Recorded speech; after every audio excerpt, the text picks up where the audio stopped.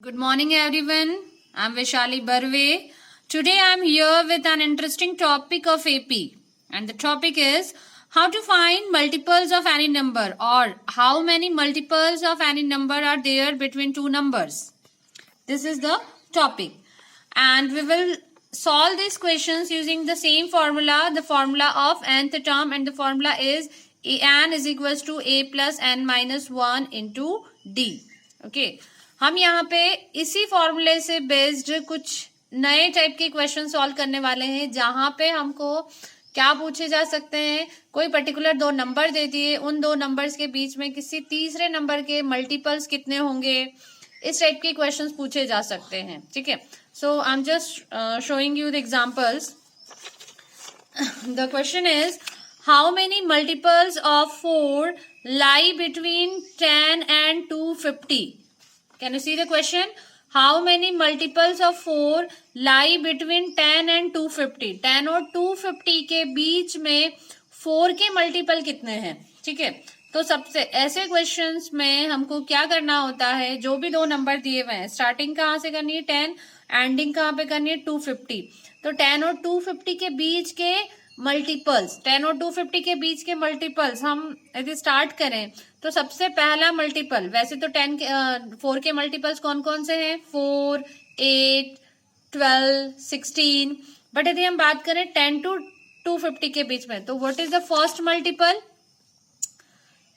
We observe that 12 is the first integer between 10 and 25 which is divisible by 4. 12 जो है वो पहला number है जो 4 से डिविजिबल होता है. 4 से डिविजिबल होता है that it is which is divisible by 4. That means it is a multiple of 4. So what is the list number between 10 to 250 which is the multiple of 4? It is 12. So first of all I will write here 12 and afterwards I will write the next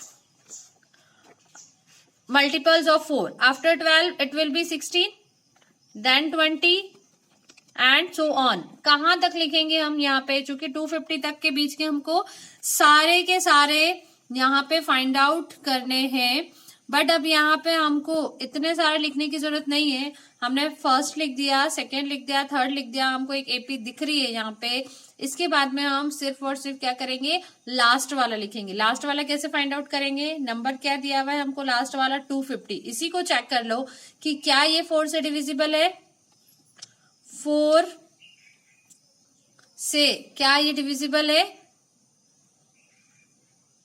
4 6 24. ये 4 से divisible नहीं है. 4 2 हमने किया 8, reminder कितना आया 2. ये number 450 is not divisible by 2. यदि ये 250 is not divisible by 2 here, but if 250 was divisible by 4 तो लास्ट नंबर क्या हो जाता है 250. बट यहाँ पे दिख रहा है कि 250 2 से डिविजिबल नहीं है. रिमाइंडर क्या आ रहा है 2. तो हम क्या करेंगे, 250 में से 2 को माइनस कर देंगे. 250 में से 2 को माइनस किया कितना है 248. 100% 248 will be the multiple of 4. Completely 4 से डिविजिबल हो जाएगा. ठीक है. तो यहाँ पे हमने लिखा, प्रोसेस याद रखना, जब भी आपको नंबर्स निकालने हो कि स्टार्टिंग कहाँ से करनी है, एंडिंग कहाँ से करनी है. तो स्टार्टिंग वाला चूंकि ये 10 से था तो सिंपली हमको बहुत क्लियरली पता था कि इसके जस्ट बाद वाला 12 है. बट यदि ऐसा नहीं मालूम हो, ये 10 की जगह पे किसी और बिगर नंबर से, सपोज दैट 250 से स्टार्ट ही होता, ठीक है, तो उस कंडीशन में हमको क्या करना है, जो भी नंबर दिया है, लाइक हमको क्या दिया हुआ है 10, तो 10 को पहले हम किससे डिवाइड करेंगे 4 से. हम देखेंगे कि क्या ये कम्प्लीटली डिविजिबल है. 4 से हमने किया 2 टाइम्स, कितना आया 8. ठीक है. रिमाइंडर कितना बचा 2. अब यहाँ पे क्लियरली दिख रहा है कि 10 तो डिविजिबल नहीं है, बट यहाँ पे रिमाइंडर कितना आ रहा है 2. अब इसमें हम माइनस नहीं कर सकते कि हमने 10 में से 2 माइनस कर दिया तो वैल्यू कितनी आ गई 8. हम 8 से इसको स्टार्ट नहीं कर सकते. क्यों नहीं कर सकते, बिकॉज हमको क्या बोला है 10 से 250 के बीच के, 10 से 250 के बीच में यदि हमने कुछ माइनस कर दिया तो ये वैल्यू 10 से स्मॉलर हो जाएगी और फिर वो 10 और 250 के बीच में लाई नहीं करेगी. तो हमको यहाँ पे स्टार्टिंग वाली वैल्यू निकालने में सब रिमाइंडर को सब्ट्रैक्ट नहीं करना है. उस कंडीशन में हम क्या करेंगे, यहाँ पे देखो रिमाइंडर कितना है 2, जबकि वैल्यू किससे डिवाइड करे थे हम 4। इस 2 में क्या ऐड करें कि वो 4 से कम्प्लीटली डिविजिबल हो जाए, या 2 में हम क्या ऐड करेंगे वो 4 बन जाए। ऑब्वियसली 2 में हमको क्या ऐड करना पड़ेगा 2। तो हम अब यहाँ पे 10 में 2 सब्ट्रैक्ट नहीं करेंगे, जबकि हमको 2 क्या करना पड़ेगा, ऐड करना पड़ेगा। तो हमने 10 में 2 ऐड कर लिया, कितना बन गया ये 12। 12, 16, 20, लास्ट वाला डिजिट हमने निकाल लिया, कितना आया 248। तो अब हमको यहाँ पे एक सीक्वेंस मिली। सीक्वेंस का okay tell me, is it an AP? Yes, it is an AP. Why? Because 12 minus 16 minus 12 is 4. 20 minus 16 is also 4. That means the difference is common and it is 4. ठीक है, तो यहाँ पे हम A लिखें first term कितनी है हमारे पास 12। दूसरा हमने लिखा है यहाँ पे D कितना आ जाएगा 16 minus 12 that is 4। जनरली वही आता है जिसका मल्टीपल हमसे पूछा है। हमसे किसका मल्टीपल पूछा, 4 का मल्टीपल पूछा है। तो ऑब्वियसली दो कॉन्जिक्यूटिव टर्म्स के बीच में जो डिफरेंस आएगा वो कितना आएगा 4 आएगा। तो ये हमने निकाले यहाँ पे D। A फाइंड आउट कर लिया, D फाइंड आउट कर लिया। nth टर्म ऑलरेडी देके रखी है हमको, लास्ट वाली टर्म कितनी देके रखी है 248। ठीक, अब हमको सिर्फ फाइंड आउट क्या करना है यहाँ पे n। तो हम यही वाला फॉर्मूला यूज करें, इसी फॉर्मूले में सारी वैल्यूज पुट कर दें और हम किसकी वैल्यू निकाल लें n की। ठीक है, तो यहाँ पे हमने यू कैन सी हियर हमने यहाँ पे सारी वैल्यूज निकाल ली। उसके बाद में हमने यहाँ पे सारी वैल्यूज पुट कर दी। an is equal to 248। ठीक है, a की वैल्यू पुट की हमने फॉर्मूले में, कितनी है 12 n माइनस 1 इंटू डी की वैल्यू हमने पुट की कितनी है 4 इज इक्वल टू 248। यहाँ पे जब हमने सॉल्व किया 12 उधर गया तो 248 माइनस 12 कितना बन गया 240 बन गया। ठीक है, और ये बना हमारे पास 4n माइनस 4, उस 4 को भी हमने उधर शिफ्ट किया, टोटल 240 बना।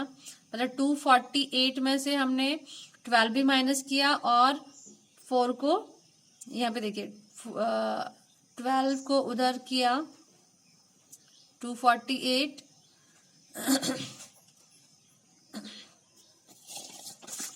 चलिए हम यहाँ पे लिख दिए, सॉल्व करते हैं उसको। हमारे पास क्या है क्वेश्चन, an कितना दिया है हमको 248, a कितना दिया है हमको 12, n माइनस 1, d कितना दिया हुआ है 4।